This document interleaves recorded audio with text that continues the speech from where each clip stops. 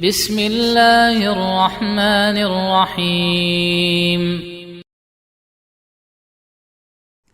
Bismillahirrahmanirrahim. Assalamualaikum warahmatullahi wabarakatuh. Alhamdulillahi ala ihsanih wa syukru lahu ala taufiqihi wa amtinanih. Wa ashhadu an la ilaha illallah wahdahu la syarikalah ta'ziman li sya'nih. Wa ashhadu anna Muhammadan abduhu wa rasuluh ad-da'i ila ridwanih. Sallallahu alaihi wa ala alihi wa ashabihi wa ikhwanih. Amma ba'd. Fa ikhwani fid din wa akhwati fillah, kaum muslimin wal muslimat yang saya cintai dan saya muliakan. Rahimani wa rahimakumullah. Semoga Allah subhanahu wa ta'ala senantiasa mencurahkan rahmatnya kepada kita sekalian. Menyikapi berita yang beredar di beberapa website berita tentang tanya jawab hukum berwisata ke rumah ibadah non-muslim. Yang kami jawab ketika itu hukumnya adalah haram, karena tanya jawab tersebut sangat singkat sehingga mungkin ada sebagian orang yang kurang memahami dengan baik. Maka di kesempatan ini insyaallah ta'ala kami ingin menyampaikan klarifikasi dan penjelasan bahwasannya jawaban kami tersebut bukanlah kami buat-buat sendiri atau berpendapat dan berijtihad sendiri, melainkan berasal dari fatwa-fatwa ulama yang diakui oleh seluruh kaum muslimin berdasarkan dalil-dalil yang sangat kuat dari Al-Quran dan sunnah Nabi Muhammad sallallahu alaihi wa ala alihi wasallam. Maka di sini kami ingin menyampaikan lebih detail bahwa apa yang kami sampaikan benar-benar difatwakan dan diajarkan oleh para ulama Islam yang diakui oleh seluruh kaum muslimin. Keilmuan mereka tidak diragukan lagi. Dan dalam hal ini kami telah menulis sebuah risalah singkat yang kami beri judul Hukmus Siyahah ila Ma'abidil Musyrikin. Hukum berwisata ke tempat-tempat ibadah orang musyrik, orang yang menyembah kepada selain Allah subhanahu wa ta'ala. Risalah ini kami tulis dalam bahasa Arab dan pada kesempatan ini akan kami terjemahkan. Fihi mas'alatani.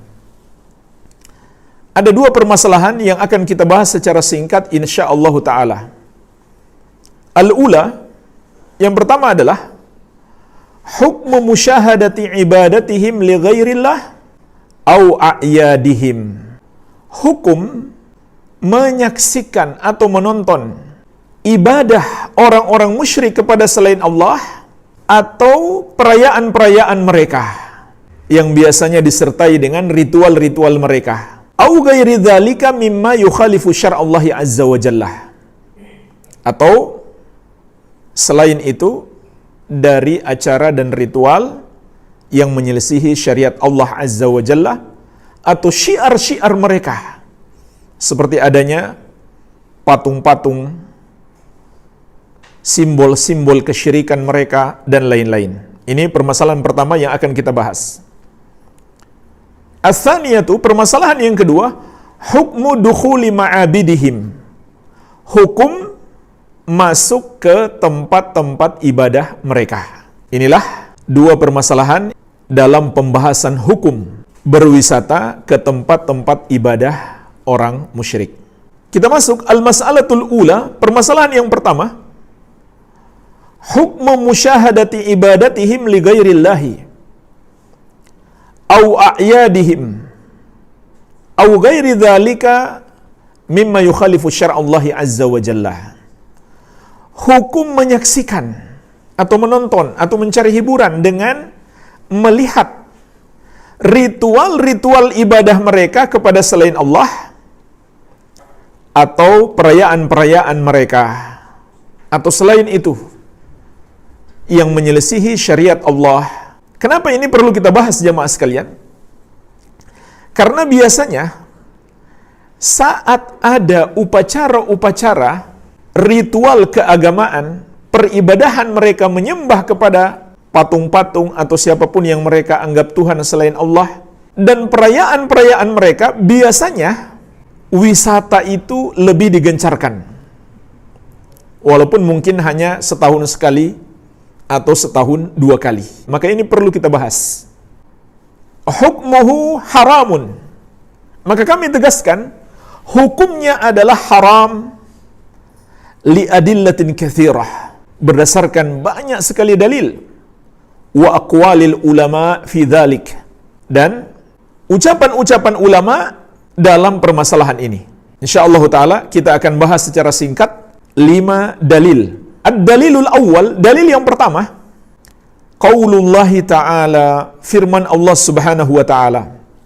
Wa qad nazzala 'alaikum fil kitabi an idza sami'tum ayatillahi yukfaru biha wa yustahza'u biha fala taq'udu ma'ahum hatta yakhudu fi haditsin ghairihi innakum idzam mithluhum. Innallaha jami'ul munafiqina wal kafirina fi jahannam jami'a. Dan sungguh telah diturunkan kepada kalian di dalam Alkitab, apabila kalian mendengarkan ayat-ayat Allah diingkari, dikufuri, dan diperolok-olok, maka janganlah kamu duduk-duduk bersama orang-orang yang melakukannya sampai mereka memasuki pembicaraan yang lain. Kalau kamu bersama mereka, kamu kalau begitu sama dengan mereka. Sesungguhnya Allah akan mengumpulkan orang-orang munafik dan orang-orang kafir itu di neraka jahanam bersama-sama. Surat An-Nisa 140 yang kami sebutkan potongannya di dalam video pendek yang beredar tersebut. Maka ini kelengkapan ayatnya. Mari kita lihat ucapan para imam ahli tafsir, para ulama ahli tafsir yang diakui oleh seluruh kaum muslimin. Kaum muslimin dari mazhab manapun mengakui semua ahli tafsir yang akan kita sebutkan insyaallah ta'ala. Yang pertama, Al-Imam At-Tabari. Al-Imam Ibnu Jarir At-Tabari rahimahullah, imam besar ahli tafsir, wafat tahun 310 Hijriah.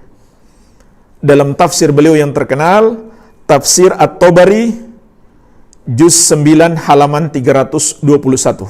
Beliau mengatakan, wa fi hadhil ayah ad-dilalatu al-wadihah ala nahyi an mujalasati ahlil batil min kulli naw'in.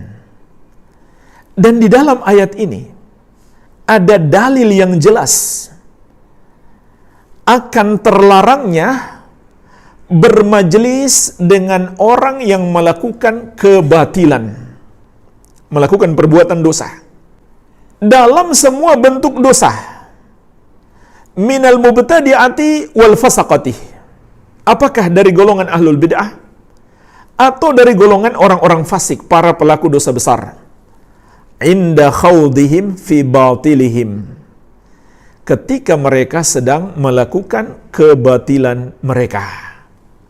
Perhatikan jemaah sekalian, Imam At-Tabari rahimahullah menerangkan ayat ini dapat dikiaskan pada semua perbuatan yang mungkar, yang batil, yang menyelisih syariat. Walaupun kalau kita perhatikan, secara lafaz ayat ini melarang kita duduk bersama orang yang melakukan 2 hal. Pertama, kufur terhadap ayat-ayat Allah. Yang kedua, memperolok-olok ayat Allah.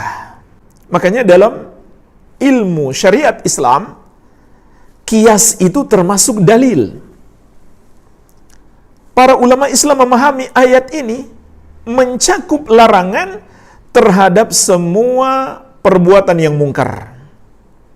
Apalagi itu kemungkaran terbesar, yaitu menyembah kepada selain Allah.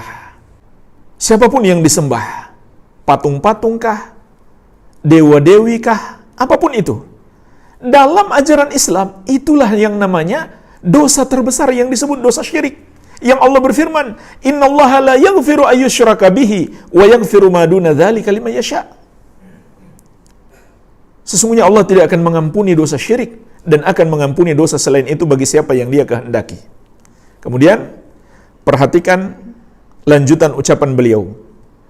Wa binahwi dzalika kana jama'atun minal a'immah al-madin yaqulun. Inilah yang dikatakan oleh sekelompok ulama sejak dahulu. Ta'awulan minhum hadhil ayah. Untuk menjelaskan takwil ayat ini, yaitu tafsirnya. Annahu muradun biha an-nahyu an musyahadati kulli batilin. Bahwa yang dimaksud dari ayat ini adalah larangan menyaksikan, menonton setiap kebatilan, apapun itu kebatilannya. Inda khawdi ahlihi fihi, ketika mereka sedang melakukannya. Jadi jemaah sekalian, ayat ini melarang keras kaum muslimin menghadiri ritual-ritual atau acara-acara ataupun perayaan-perayaan yang mengandung penyelisihan terhadap syariat Islam, apalagi mengandung dosa terbesar, yaitu menyembah kepada selain Allah Subhanahu wa taala. Wa dzakara an Hisham bin Urwah. Kemudian Imam At-Tabari rahimahullah menyebutkan sebuah riwayat dari Hisham bin Urwah. Qala, beliau mengatakan, akhadha Umar bin Abdul Aziz qauman ala syarabin fadarabahum. Umar bin Abdul Aziz rahimahullahu taala, yaitu ketika beliau memerintah, menangkap sekelompok orang yang minum khamar. Lalu beliau menghukum mereka. Wa fihim shaimun. Padahal di tengah-tengah mereka ada juga orang yang sedang berpuasa. Maka orang itu ikut dihukum oleh Umar bin Abdul Aziz, seorang pemimpin yang terkenal dalam keadilan dan kebaikan serta kesolehan. Faqalu, maka orang-orang berkata, inna hadza shaimun. Sesungguhnya orang itu sedang berpuasa. Fatala, maka beliau membaca ayat ini. Fala taq'udu ma'ahum hatta yakhudu fi haditsin ghairih innakum idzam mithluhum. Maka janganlah kamu duduk-duduk bersama mereka sampai mereka memasuki pembicaraan yang lain. Kalau kamu duduk bersama mereka, kamu sama dengan mereka. Jadi, walaupun dia sedang berpuasa, dia tidak ikut minum, dihukum oleh Umar bin Abdul Aziz karena Allah mengatakan innakum idzam mithluhum. Kamu kalau begitu sama dengan mereka. Ini jemaah sekalian, jelas ucapan para ulama terdahulu. Tidak boleh kita mendatangi orang yang sedang berbuat dosa, apalagi dosa terbesar. Dan ini ajaran agama kita yang jelas. Bagaimana mungkin seorang muslim menolak ajaran agamanya sendiri hanya demi mempertahankan sebuah budaya dan tradisi? Wa qala al-Imam Al-Qurtubi, dan berkata Al-Imam Al-Qurtubi, imam besar dari Eropah di masa-masa kejayaan Islam di Spanyol dulu. Lahirlah seorang imam ahli tafsir Al-Qurtubi, wafat tahun 671 Hijriah. Semoga Allah merahmati beliau. Beliau menjelaskan, fadalla bihadza ala wujubi jitinabi ashabil ma'asi idza dhahara minhum munkarun. Ayat ini menunjukkan wajibnya menjauhi orang-orang yang berbuat maksiat apabila jelas muncul dari mereka kemungkaran itu. Li'anna man lam yajtanibhum faqad radiya fi'lahum. Karena orang yang tidak menjauhi mereka, sungguh dia telah menyetujui perbuatan mereka. Perhatikan, ketika kami mengatakan kehadiran seseorang di depan orang yang berbuat dosa tanpa mengingkarinya, secara tidak langsung dia menyetujui. Dia meridhoi perbuatan itu. Ini juga kata Imam Al-Qurtubi rahimahullah dan juga para ulama yang lainnya sebagaimana akan kita sebutkan nanti. Bukan kami karang-karang sendiri, tidak. Ini penjelasan para ulama. Walaupun kita nggak ikut melakukannya, nggak boleh kita hadir di situ. Karena kalau kita hadir saja, itu sudah menunjukkan keridhaan ataupun persetujuan. Warridho bil kufri kufrun, kata beliau, dan ridho terhadap kekafiran adalah kekafiran. Hati-hati, karena Allah mengatakan, kalau Allah Azza wa Jalla, innakum idzam mithluhum, kamu kalau begitu sama dengan mereka. Walaupun sebagian ulama merinci, sama dengan mereka kalau dia tidak setuju dalam hati, cuma secara fisik dia hadir di situ, maka dia berdosa besar namun tidak sampai kafir. Tapi kalau dia setuju dengan hatinya juga, maka dia juga menjadi kafir seperti mereka. Ini rincian yang dijelaskan para ulama yang lainnya. Fakullu man jalasa fi majlisi ma'siyatin walam yungkir alaihim yakunu ma'ahum fil wizri sawaan. Maka setiap orang yang duduk di majelis maksiat, di tempat orang yang berbuat dosa, dan tidak mengingkari mereka, tidak menegur, tidak menasihati mereka, maka dia bersama mereka dalam dosa yang sama. Wayan bagi an yungkira alaihim idza takallamu bil ma'siyati wa amilu biha. Maka sepatutnya dia mengingkari mereka apabila mereka mengucapkan maksiat atau mengamalkannya. Fa illam yaqdir 'alan nakir 'alaihim fayanbaghi an yakuma anhum hatta la yakuna min ahli hadhil ayah. Namun apabila dia tidak mampu mengingkari mereka, maka sepatutnya dia meninggalkan mereka agar dia tidak termasuk orang yang terancam dengan ayat ini. Lihat tafsir Al-Qurtubi juz kelima halaman 418. Jadi ini dasar dalil dan penjelasan para ulama yang kami sampaikan dalam video singkat tersebut. Baik, ini dalil yang pertama. Ad-dalilu tsani, dalil yang kedua. Qala Allah Ta'ala, Allah Subhanahu wa taala berfirman, "Walladzina la yashhaduna zur." Dan orang-orang yang tidak menyaksikan az-zur. Surat Al-Furqan ayat 72. Jemaah sekalian, kalau kita perhatikan rangkaian ayat sebelumnya, maka ayat ini adalah bagian dari penjelasan tentang sifat-sifat yang wajib dimiliki seorang hamba agar dia termasuk ibadur rahman, hamba-hamba Allah yang maha penyayang, yang akan dimasukkan ke dalam surga. Di antaranya yang harus dia miliki adalah walladzina la yashhaduna zur. Dan mereka adalah orang-orang yang tidak menyaksikan az-zur. Surat Al-Furqan ayat ke-72. Mari kita lihat jemaah sekalian, apa arti az-zur dalam ayat ini. Imam At-Tabari rahimahullahu ta'ala, setelah beliau menyebutkan banyaknya penafsiran ulama dahulu tentang makna az-zur, maka beliau memberikan kesimpulan. Fa'aulal aqwal bis-shawab fi ta'wilihi an yuqal, maka pendapat yang paling kuat dalam penafsiran makna ayat ini adalah walladzina la yashhaduna syai'an minal batil. Mereka tidak menyaksikan sesuatu apapun yang batil, yang menyelisih syariat. La syirkan, tidak perbuatan dosa syirik, menyembah kepada selain Allah, mengagungkan patung-patung dan lain-lain. Wala gina, tidak pula nyanyian. Wala kadhiban, tidak pula dusta. Wala ghairahu, tidak pula selainnya.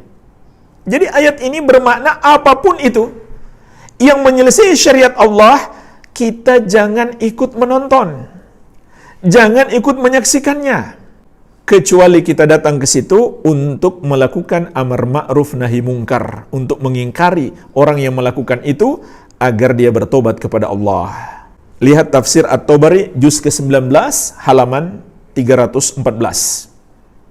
Berikutnya Al-Imam Ibnul Arabi Al-Maliki, imam besar ahli tafsir, wafat tahun 543 Hijriah. Semoga Allah merahmati beliau. Menjelaskan tentang ayat ini, orang-orang yang tidak menyaksikan az-zur. Innahu a'yadu ahli dhimmah. Az-zur itu adalah perayaan-perayaan orang-orang kafir. Fa inna fishan nasara wa sabtal yahud. Lalu beliau berikan contoh. Karena sesungguhnya Paskah Nasrani dan Sabat Yahudi yudhkaru fihi al-kufru. Padanya terdapat kekufuran disebutkan. Famusyahadatuhu kufrun. Maka menyaksikannya, menontonnya adalah kekafiran. Jadi itu bukan sebuah objek wisata, jamaah sekalian. Para ulama ahli tafsir mengatakan makna ayat ini kita tidak boleh menontonnya karena menontonnya adalah kekufuran. Illa lima yaqtadi dzalika minal ma'ani ad-diniyah. Kecuali kalau kita menonton berdasarkan makna yang dibolehkan oleh agama, seperti untuk menasihati orang yang melakukan dosa itu. Au ala jahlin minal musyahid lahu, atau kita enggak berdosa kalau kita tidak mengetahui bahwa apa yang kita lihat itu merupakan kekufuran. Kalau kita sudah tahu, dosa kesyirikan, mengagungkan patung-patung, beribadah kepada selain Allah, maka itu sudah jelas. Kata beliau itu termasuk kekufuran. Penjelasan ulama yang lainnya. Imam Al-Qurtubi rahimahullah juga mengatakan, qauluhu ta'ala, firman Allah subhanahu wa ta'ala, walladzina la yashhaduna az-zur, dan orang-orang yang tidak menyaksikan az-zur, ay la yahduruna al-kadhib wal batil wa la yushahidunahu. Maksudnya mereka tidak hadir di tempat orang berdusta dan melakukan kebatilan. Kebatilan itu semua yang menyelisih syariat. Dan mereka juga tidak menontonnya. Wazur kullu batilin zur wa zukhruf. Dan zur itu yang dimaksud dalam ayat setiap yang batil itu adalah zur, kepalsuan, wa zukhruf, dan penipuan. Wa a'dhamuhu syirku wa ta'zimul andad.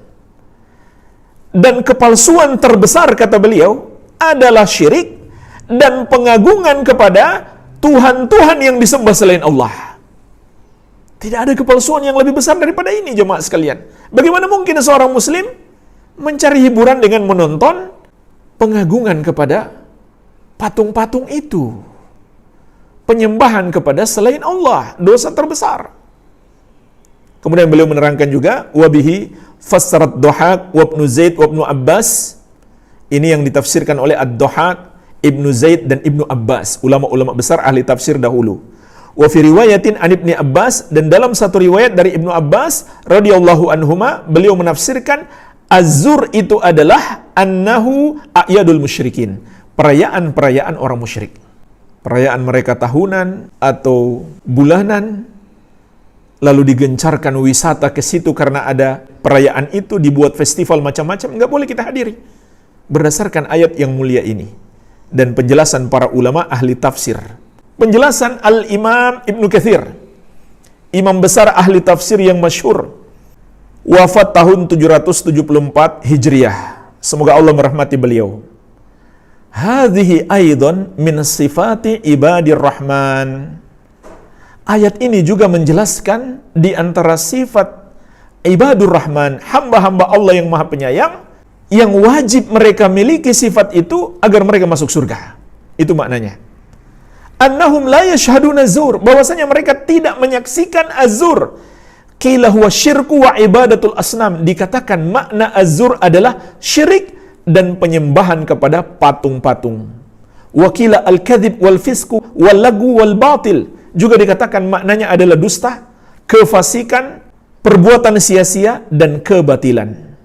Wa qala Muhammad bin al-Hanafiyah, dan berkata Muhammad al-Hanafiyah, beliau adalah putra Ali bin Abi Thalib radhiyallahu anhu dari ibu al-Hanafiyah. Huwa lahu wal gina, yang dimaksud dengan az-zur adalah permainan yang sia-sia dan nyanyian. Wa qala Abul Aliyah wa Tawus wa Muhammad bin Sirin wa Dhahak wa Rabi' bin Anas wa ghairuhum, dan berkata Abul Aliyah, Tawus, Muhammad bin Sirin, Ad-Dhahak, dan Ar-Rabi bin Anas, dan selain mereka. Ini imam-imam besar, ahli tafsir dari generasi tabi'in. Mereka mengatakan, hiya a'yadul musyrikin. Az-zur itu adalah perayaan-perayaan orang-orang musyrik. Acara-acara mereka, pesta-pesta mereka, yang terkait dengan agama mereka, baik secara tahunan atau secara bulanan, yang rutin mereka adakan. Maka hamba-hamba Allah yang penyayang tidak menyaksikan itu, tidak menonton itu. Al-Khulasah min kitab Ahkamis Siyahah wa Atharuha. Dirasah Syar'iyah Muqaranah. Kesimpulan kami petik dari sebuah buku yang berjudul Ahkamus Siyahah wa Atharuha. Hukum-hukum berwisata dan pengaruhnya. Dirasah Syar'iyah Muqaranah, sebuah studi syar'i perbandingan pendapat para ulama, perbandingan mazhab. Tesis master salah seorang penuntut ilmu di Universitas Ummul Qura Makkah. Ini sampul bukunya, Risalah Jami'iyah, tesis master, Ahkamus Siyahah wa Atharuha, hukum-hukum berwisata dan pengaruhnya. Dirasah Syar'iyah Muqaranah, sebuah studi syar'i perbandingan mazhab, perbandingan ucapan para ulama. Ditulis oleh Hashim bin Muhammad bin Husain Nakur. Beliau berhasil mendapatkan gelar master di Fakultas Syariah pada jurusan Ad-Dirasat Al-Islamiyah dengan nilai mumtaz, istimewa. Dan yang menguji tesis beliau ini, yang pertama, Fadilatul Syekh Dr. Nizar bin Abdul Karim Al-Hamadani. Yang kedua, Fadilatul Syekh Profesor Dr. Abdullah bin Hamad Al-Ghidmil. Yang ketiga, Fadilatul Syekh Dr. Abdullah bin Musli Ats-Tsumali. Nah, jemaah sekalian, sebagian dalil-dalil yang disebutkan oleh penulis telah kita sebutkan di atas, dan beliau kemudian berkesimpulan, fa idza tabayyana lana anna musyarakatahum fi a'yadihim muharramah. Maka apabila telah menjadi jelas bagi kita bahwa bergabung dengan orang-orang musyrik itu dalam perayaan-perayaan mereka, hukumnya adalah haram. Sekali lagi, karena ini adalah fakta, orang datang berwisata biasanya karena ada perayaan-perayaan tersebut. Kalau tidak ada apa-apa, cuma sekedar melihat bangunan saja, lalu masuk ke dalamnya, maka insya Allah kita bahas di permasalahan yang kedua. Ini masih permasalahan yang pertama. Wa syuhuduha mimma nazzalallahu anhu ibadahu fi akhir suratil Furqan wa wasafahum bi sifatin azimah. Dan menyaksikan, menonton acara mereka, termasuk yang Allah sucikan hamba-hambanya di akhir surat Al-Furqan. Wa wasafahum bi sifatin azimah. Dan Allah sifatkan mereka dengan sifat-sifat yang agung. Di antaranya mereka tidak menyaksikan az-zur, perbuatan-perbuatan dosa itu. Wa ja'alaha sababan lidukhulil jannah. Dan Allah jadikan itu sebagai sebab mereka masuk surga. Wa anna Nabiya sallallahu alaihi wasallam lam ya'dhan lin-nadhir an yadhbaha ibilan bibuwanah ma'a wujubil wafa bin nadri. Dan Nabi sallallahu alaihi wasallam tidak mengizinkan orang yang bernazar untuk menyembelih onta di buwana, padahal wajib menunaikan nazar, sebagaimana insyaallah akan kita sebutkan dalilnya nanti. Illa ba'da an alima annahu la yujad fiha wathanun min awthanil jahiliyah. Kecuali setelah beliau mengetahui bahwa di tempat tersebut tidak ada satupun berhala atau patung orang-orang jahiliyah dahulu. Wala'idun min a'yadihim, tidak pula ada perayaan mereka. Walaupun sahabat itu datang bukan untuk sekedar wisata, tapi mau menunaikan nazarnya, apalagi cuma sekedar wisata, tentu lebih layak untuk dilarang. Alimna anna safar biqasdi musyahadati a'yadil kuffar muharramun. Maka kita pun tahu bahwasannya melakukan perjalanan dengan maksud menonton perayaan-perayaan orang kafir itu hukumnya haram. Kita masuk Ad-dalilul tsalits, dalil yang ketiga. Qala al-Imam Al-Bukhari rahimahullahu taala fi sahihi. Imam Al-Bukhari berkata dalam sahih beliau, Sahih Al-Bukhari, babu hal yarji'u idza ra'a munkaran fid da'wah. Bab apakah seseorang harus kembali apabila dia melihat kemungkaran di tempat dia diundang. Kemudian beliau menyebutkan sebuah riwayat, wa ra'a Abu Mas'udin, sahabat yang mulia Abu Mas'ud radhiyallahu anhu melihat suratan fil bait, sebuah gambar bernyawa. Apakah itu patung atau lukisan di rumah orang yang mengundang beliau. Faraja'a, maka beliau kembali pulang. Beliau tidak jadi masuk ke rumah tersebut. Kenapa? Ada kemungkaran di dalamnya. Sebagaimana malaikat Jibril tidak mau masuk di satu rumah karena di rumah itu ada patung. Dan Rasulullah SAW ketika masuk rumah beliau dan di kain gorden atau kain hijab ada gambar bernyawa, Rasulullah SAW marah dan memerintahkan untuk menghilangkan gambar itu. Penjelasan ulama tentang riwayat di atas. Imam Ibnu Battal rahimahullahu taala, imam ahli hadis, wafat tahun 449 Hijriah. Fihi annahu la yajuzud dukhul fid da'wah yakunu fiha munkarun mimman nahallahu wa rasuluhu anhu. Di dalam hadis di atas terkandung larangan masuk ke sebuah tempat untuk memenuhi undangan yang pada tempat itu ada kemungkaran yang dilarang oleh Allah dan Rasulnya. Lima fi dzalika min idhari ridha biha. Karena hal tersebut termasuk menampakkan persetujuan kepadanya. Ini dinukil oleh Al-Hafidz Ibnu Hajar dalam Fathul Bari, juz ke-9 halaman 250. Kemudian Al-Hafidz Ibnu Hajar sendiri menjelaskan, wa qad fassala al-ulama dzalika ala ma asyartu ilaihi. Para ulama telah memberi rincian sebagaimana yang telah aku isyaratkan. Dalam permasalahan ini qalu in kana lahwan mimma ikhtalafa fihi fayajuzul hudur wa aula tarku. Apabila di tempat kita diundang ada perbuatan yang sia-sia, tapi ulama masih beda pendapat tentang hukum keharamannya, maka saat itu boleh kita hadir. Namun lebih afdal, kata beliau, kita tinggalkan. Wa in kana haraban kasyurbil khamri nadharah. Namun apabila di tempat itu ada keharaman yang jelas, seperti minum khamar, ada khamar yang dihidangkan, ada orang yang minum khamar, maka apakah harus ditinggalkan tempat itu? Kata beliau, lihat dulu. Fa in kana al-mad'u mimman idza hadara rufi'a li ajlihi falyahdur. Apabila orang yang diundang itu termasuk, jika dia datang, mereka akan singkirkan khamar itu, maka hendaklah dia hadir. Karena dengan kehadirannya dapat merubah kemungkaran. Wa in lam yakun kadzalik fa fihi lisyafi'iyyah wajhan. Dan apabila dia tidak termasuk orang seperti itu, maka menurut para ulama madhab Syafi'i ada dua pendapat.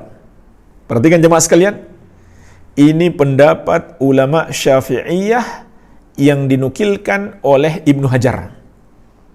Sungguh sangat disayangkan kalau kita mengaku-ngaku dan mengharuskan orang ikut madhab, terutama madhab Syafi'i, lalu kita sendiri yang melanggar madhab Syafi'i.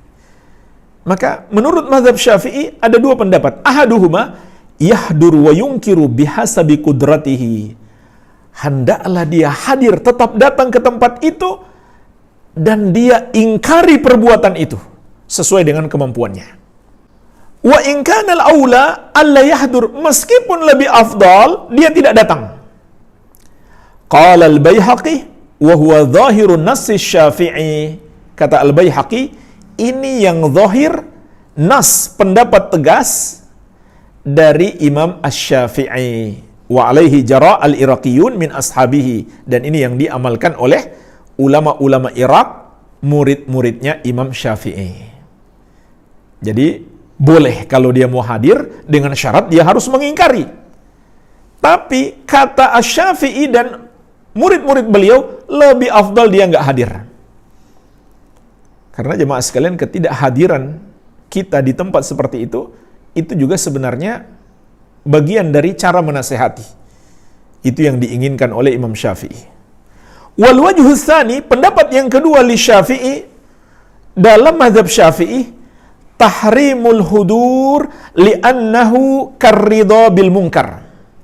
Diharamkannya kita hadir di tempat itu. Kenapa? Karena itu sama dengan ridho atau setuju terhadap kemungkaran. Perhatikan jemaah sekalian. Ini cuma sekedar khamar. Bagaimana lagi kalau patung-patung itu lebih dahsyat daripada khamar dosanya? Atau aktivitas menyembah patung itu mengagungkannya? Tentu lebih diharamkan lagi. Nggak masuk akal kalau seorang muslim mengatakan, kalau di situ ada khamar, nggak boleh kita datang. Tapi kalau ada patung-patung yang disembah selain Allah, boleh saja kita datang. Itu nggak masuk akal. Karena itu lebih besar dosanya daripada minum khamar. Kalau seorang minum khamar, tidak batal Islamnya. Tapi kalau seseorang menyembah patung, mengagungkan patung-patung, berhala-berhala, itu membatalkan Islam. Mana dosanya yang lebih besar? Baik, nanti dilihat dalam kitab Fathul Bari, juz 9, halaman 250. Kemudian, ulama madhab Syafi'i yang lainnya. Imam Ibnu Hajar Al-Haytami, imam besar dalam madhab Syafi'i yang diakui keluasan ilmunya terhadap madhab Syafi'i. Dalam kitab beliau Az-Zawajir an Iktirafil Kabair, juz kedua halaman 328, beliau mengatakan, anna hadira ta'atil fisqi qadiran ala izalatihi mukhtaran yu'addu muqarriran lahu radiyan bihi mu'inan alaihi. Bahwasannya orang yang mendatangi tempat orang berbuat kefasikan, dosa besar, dalam keadaan dia mampu menghilangkannya, serta dia hadir itu merupakan pilihannya, bukan dipaksa, maka kehadirannya itu termasuk persetujuan terhadapnya, ridho dengannya, serta menolong pelaku dosa itu. Jadi jemaah sekalian, ini penjelasan imam besar ulama Syafi'i. Hati-hati ketika kita menghadiri orang yang sedang berbuat maksiat, itu secara tidak langsung kita menyetujuinya, meridhoinya, dan menolongnya. Kalau kita diam saja, karena bisa jadi dia berpikir, oh kalau begitu ini bagus didukung oleh orang, karena banyak yang tertarik mau berwisata ke sini. Tahun depan kita adakan lagi lah. Kalau perlu lebih besar, dibuat festival. Karena banyak yang hadir. Itulah sebabnya, kata Ibnu Hajar, ini sama saja dengan menolong mereka, membuat mereka lebih semangat. Wa hadhihi qaba'ih la yab'ud addu majmu'iha kabiratan. Maka semua keburukan ini tidaklah jauh kalau dianggap keseluruhannya termasuk dosa besar. Bukan sekedar haram, dosa besar, kata beliau. Wabihi yuttajahu ma marra anil Adzra'i. Dan ini juga pendapat Imam Al-Adzra'i dari madhab Syafi'i. Baik, ini dalil yang ketiga dan penjelasannya. Kita masuk ad-dalilur rabi, dalil yang keempat. Inilah hadis yang kita sebutkan tadi tentang seorang sahabat yang sudah bernazar untuk menyembelih seekor onta di Buwana. An Tsabit bin Dhahhak qala, hadis ini diriwayatkan oleh Imam Abu Daud dari sahabat yang mulia Tsabit bin Ad-Dhahhak. Ia berkata, nadhara rajulun ala ahdi Rasulillah sallallahu alaihi wasallam an yanhara ibilan bi Buwana. Seseorang telah bernazar di masa Rasulullah sallallahu alaihi wasallam untuk menyembelih seekor onta di satu tempat yang namanya Buwana. Fa'atan Nabiya sallallahu alaihi wasallam faqal, maka beliau pun mendatangi Nabi sallallahu alaihi wasallam seraya berkata, inni nadartu an anhara ibilan bi Buwana. Sesungguhnya ya Rasulullah, aku telah bernazar untuk menyembelih seekor onta di Buwana. Bolehkah aku tunaikan nazarku? Faqala sallallahu alaihi wasallam, maka beliau bersabda, hal kana fiha wathanun min awthanil jahiliyati yu'bad, apakah di tempat itu dulunya, perhatikan jemaah sekalian, dulunya artinya walaupun sekarang sudah tidak ada, pernah ada berhala jahiliyah yang disembah, patung-patung yang disembah? Qalu la, para sahabat mengatakan tidak. Qala, lalu beliau bersabda lagi, hal kana fiha idun min a'yadihim, apakah dahulu pernah di tempat tersebut ada salah satu perayaan mereka? Qalu la, maka para sahabat menjawab tidak. Qala Rasulullah sallallahu alaihi wasallam, barulah beliau bersabda, aufi binadrik, tunaikan nazarmu, fa innahu la wafa'a li nadhrin fi ma'siyatillah wala fi ma la yamliku ibnu Adam, karena sesungguhnya tidak boleh menunaikan nazar dalam bermaksiat kepada Allah dan dalam hal yang tidak mampu dilakukan oleh anak Adam. Perhatikan jemaah sekalian, sahabat ini sudah bernazar. Pada dasarnya bernazar itu kalau sudah terlanjur dilakukan wajib ditunaikan untuk menyembelih seekor hewan di buana. Tapi Rasulullah SAW tidak akan mengizinkannya apabila di tempat tersebut ada satu dari dua hal, walaupun sekarang sudah tidak ada, apalagi kalau masih ada. Yang pertama, patung atau berhala yang disembah oleh orang-orang musyrik. Perhatikan, ini hadis yang mulia, jelas, tegas. Yang kedua, pernah ada perayaan mereka di situ. Nabi SAW melarang dia ke sana, walaupun untuk satu ibadah yang wajib. Nggak boleh dia melakukannya, karena ada mudarat yang lebih besar. Jadi jelas hadisnya, dilarang oleh Rasulullah sallallahu alaihi wa ala alihi wasallam. Dan ini kesimpulan juga yang disebutkan dalam kitab Ahkamus Siyaha wa Atharuha Dirasah Syar'iyyah Muqaranah, halaman 243 sampai 244. Ad-dalilul khamis, sekarang kita masuk dalil terakhir yang kelima dari permasalahan yang pertama, yaitu ucapan seorang sahabat yang mulia, Umar bin Al-Khattab radhiyallahu anhu, yang Rasulullah SAW pernah berpesan, alaikum bisunnati wa sunnatil khulafa'ir rasyidin al-mahdiyyin min ba'di, hendaklah kalian berpegang teguh dengan sunnahku dan sunnah al-khulafa'ir rasyidin sepeninggalku, mereka orang-orang yang mendapatkan hidayah. Maka Umar bin Al-Khattab radhiyallahu anhu pernah berkata, la tadkhulu 'alal musyrikina fi kanaisihim wa ma'abidihim fa inna sukhta tanzilu 'alaihim. Janganlah kalian menemui orang-orang musyrik di gereja-gereja mereka dan di tempat-tempat ibadah mereka, karena sesungguhnya murka Allah turun kepada mereka. Diriwayatkan oleh Al-Baihaqi, Abdul Razzaq dan Ibnu Abi Syaibah. Ini pemahaman seorang sahabat dari ayat-ayat dan hadis Rasulullah sallallahu alaihi wa ala alihi wasallam. Karena jemaah sekalian, ketika Allah murka kepada mereka, lalu kita berada di situ dan kita tidak mengingkari mereka, kita juga akan mendapatkan murka Allah. Sebagaimana juga Allah ingatkan di surat Al-Anfal ayat ke-25, wattaqu fitnatan la tusibanna alladhina zalamu minkum khassah. Takutlah kamu kepada azab yang tidak saja menimpa orang-orang yang zalim di antara kamu secara khusus. Artinya, orang baik pun akan kena. Kalau dia berada di tempat orang berbuat zalim itu, dan dia tidak melakukan amar ma'ruf nahi mungkar terhadap mereka, dia tidak mendakwahi mereka. Dan berkata Imam Ahmad bin Abdul Halim Al-Harrani rahimahullahu ta'ala, wa amma ziyaratu ma'abidil kuffar mithlul maudi al-musamma bil kumamah.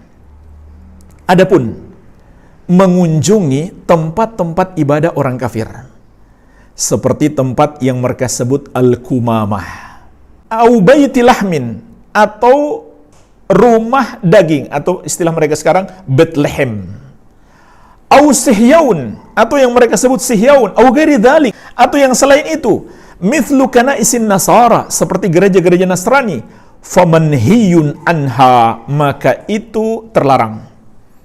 Sebagaimana dalam Majmu' al-Fatawa juz ke-27 halaman 14. Inilah jemaah sekalian 5 dalil dari Al-Quran dan hadis dan ucapan sahabat serta penjelasan para ulama lintas madhab tentang haramnya kita mendatangi orang-orang yang sedang melakukan ritual-ritual ibadah agama mereka yang bukan Islam. Ini adalah dosa yang sangat besar. Baik. Berikutnya, kita masuk permasalahan yang kedua. Insya Allah kita akan bahas secara ringkas dari kitab Ahkamus Siyahah wa Atharuha. Hukum-hukum berwisata dan pengaruh-pengaruhnya. Dirasah Syar'iyah Muqaranah. Sebuah studi syar'i perbandingan, yaitu perbandingan madhab. Sebuah tesis S2 di Universitas Ummul Qura Makkah disusun oleh Hashim bin Muhammad bin Husain Nakur dan diuji oleh 3 pembimbing. Yang pertama Fadilatul Syekh Dr. Nizar bin Abdul Karim Al-Hamadani. Yang kedua Fadilatul Syekh Profesor Dr. Abdullah bin Hamad Al-Ghatmil. Yang ketiga Fadilatul Syekh Dr. Abdullah bin Saleh Al-Thumali. Nah, jemaah sekalian, ada satu pembahasan yang ingin kita petik di sini, yaitu hukmu dukhulil muslim fi amakini ibadatihim. Hukum seorang muslim masuk ke tempat ibadah orang-orang musyrik. Jadi jemaah sekalian, yang dibahas di sini beda dengan pembahasan sebelumnya. Pembahasan di sini adalah tentang hukum semata-mata masuk ke tempat ibadah mereka tanpa ada upacara di dalamnya, tanpa ada kegiatan menyembah kepada selain Allah di dalamnya. Nah, ini pembahasannya dibedakan oleh para ulama. Secara singkat, ada 5 pendapat ulama tentang hukum seorang muslim masuk ke tempat ibadah non-muslim. Al-qaulul awal, pendapat yang pertama, yahrumu dukhulul kanisah wal bi'ah idza kana fiha suwar. Diharamkan masuk ke gereja atau sinagog atau apapun tempat-tempat ibadah orang musyrik apabila di dalamnya ada gambar-gambar bernyawa, apakah patung-patung atau lukisan-lukisan. Wa bihi qala Ibnu Hajar Al-Haytami war-Ramli wa Amirah minasy-Syafi'iyah. Ini pendapat yang ditegaskan 3 ulama besar Asy-Syafi'i, Ibnu Hajar Al-Haytami, Ar-Ramli, dan Amirah. Wa suwarul lati tamna'u dukhul inda ashabi hadzal qaul ma kana ala wajhi ta'zim.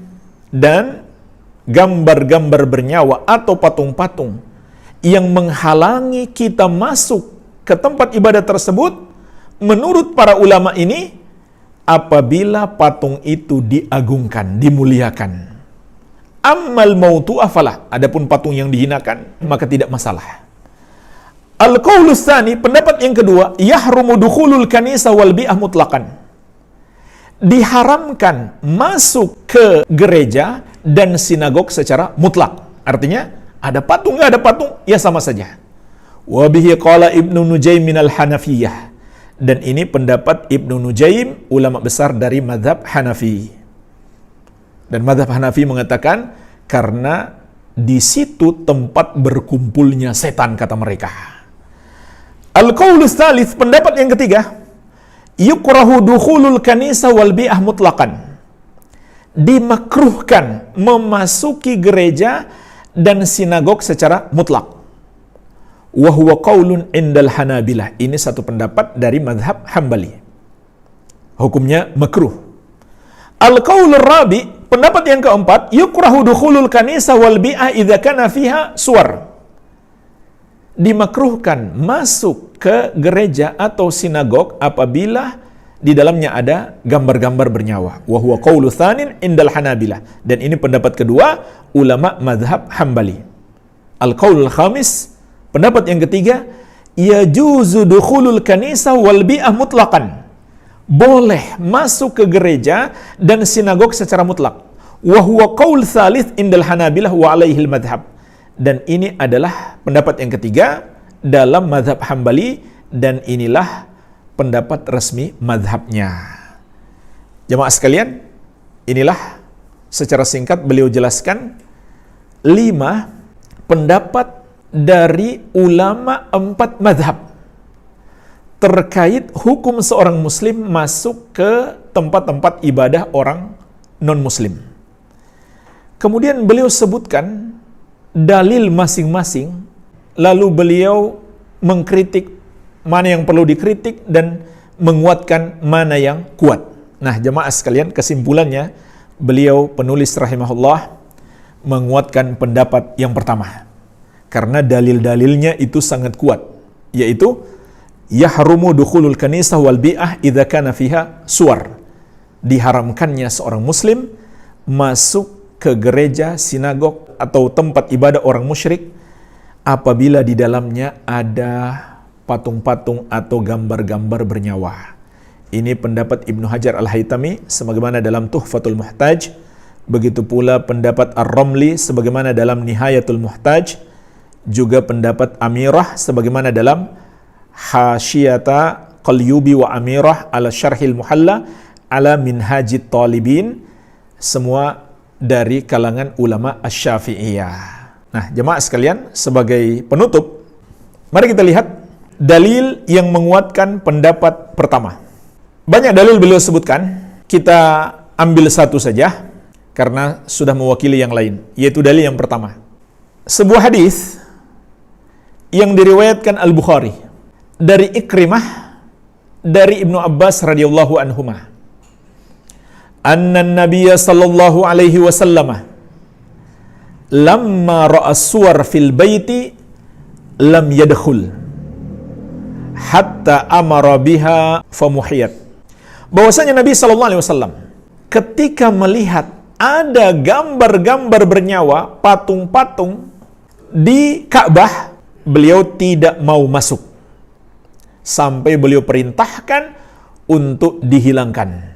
Ini rumah Allah, Ka'bah, nggak boleh bagi Nabi SAW memasukinya sampai beliau memerintahkan untuk dihilangkan dulu patung-patung itu.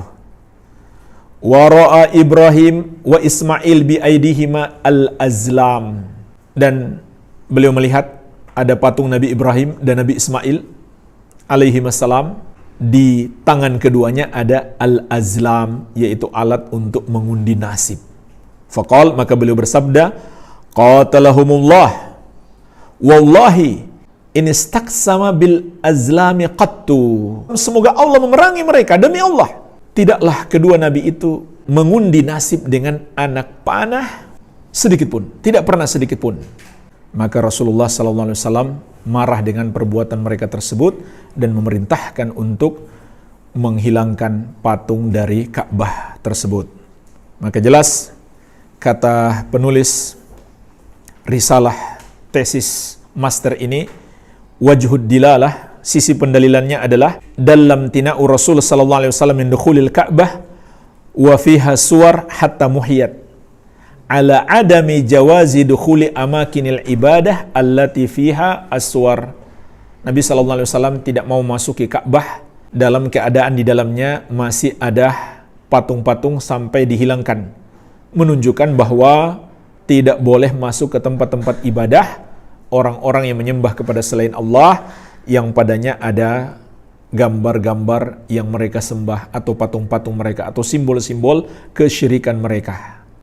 Walhamdulillah, ini pembahasan kita secara ringkas. Apa yang kami sampaikan semuanya hanyalah nukilan-nukilan saja, baik dari Al-Quran atau hadis Rasulullah sallallahu alaihi wa ala alihi wasallam dan para ulama ahli sunnati wal jamaah, para ulama ahli tafsir yang masyhur, para ulama fikih 4 madhab, dan lain-lain. Karena inilah metode kami beragama, mengikuti para ulama terdahulu, bukan pendapat-pendapat baru dari kami yang kami buat-buat sendiri. Ikhwani fiddin rahimani wa rahimakumullah, banyak sekali ulama, baik ulama dahulu maupun ulama kontemporer, yang mengharamkan umat Islam mendatangi walaupun dengan niat wisata tempat-tempat ibadah orang musyrik. Ada dalam fatwa Lajnah Daimah yang diketuai oleh Syekh Ibnu Baz rahimahullah. Ada fatwa Syekh Muhammad Farkus dari Aljazair. Ada juga fatwa Syekh Profesor Dr. Saleh Sindi dari Madinah. Dan masih banyak lagi. Karena jemaah sekalian, seorang muslim itu seharusnya memiliki kecemburuan terhadap agamanya. Ada rasa ketidaksukaan terhadap perbuatan yang menyelisihi syariat agama. Dan kita semua benci orang melakukan korupsi. Karena itu bertentangan dengan agama. Di samping itu kezaliman kepada orang lain. Kita benci perbuatan zina, kita benci perbuatan mencuri. Nah, jemaah sekalian, perbuatan dosa syirik itu seharusnya lebih kita benci. Karena itu meremehkan hak Allah. Rasulullah sallallahu alaihi wasallam menegaskan, "Haqqullahi 'alal ibadi ayya'buduhu wa la yusyriku bihi syai'an." Hak Allah atas para hamba, mereka beribadah hanya kepadanya dan tidak mempersekutukannya dengan sesuatu apapun. Mana kecemburuan kita terhadap hak Allah? Ketika dosa syirik dilakukan, kita tidak mengingkari, kita malah datang berwisata menyaksikannya begitu saja. Apalagi kalau kita bawa keluarga, bawa anak-anak kita. Bisa jadi jamaah sekalian, pengagungan kepada simbol-simbol kesyirikan itu masuk ke dalam hati mereka. Dan di masa depan mereka menjadi musyrik. Syekh Profesor Dr. Soleh Sindi hafizahullah ta'ala pernah menceritakan tentang seorang anak muda penuntut ilmu mendatangi satu tempat ibadah agama Buddha. Kemudian beliau menyaksikan patung Buddha yang besar. Ternyata jemaah sekalian, berhasil memasukkan dalam hatinya sebentuk pengagungan kepada patung tersebut. Dan anak muda ini mengeluh, kok bisa muncul dalam hatiku seperti itu? Sampai berhari-hari baru bisa hilang. Bayangkan jemaah sekalian. Walaupun kita sudah tahu sebenarnya itu salah. Tapi bisa jadi setan memanfaatkan kehadiran kita di situ untuk menjerumuskan dalam dosa. Maka berhati-hatilah. Ingat pertanggungjawabannya kelak. Ingat hisab di hari kiamat. Ketika kita tidak menunaikan hak Allah atau menyia-nyiakan hak Allah subhanahu wa ta'ala. Semoga Allah memberikan taufik kepada semuanya. Yang benar itu datangnya dari Allah, yang salah dari kebodohan kami dan dari syaitan. Semoga Allah azza wa jalla memberikan kebaikan kepada semuanya, mengampuni dosa-dosa kita semuanya, dan mengumpulkan kita di surga Allah yang penuh dengan kenikmatan, serta menyelamatkan kita dari azabnya yang sangat pedih. Wabillahi taufik, wa sallallahu ala nabiyina Muhammadin wa alihi wa sallam, wa akhiru da'wana anil hamdulillahi rabbil alamin.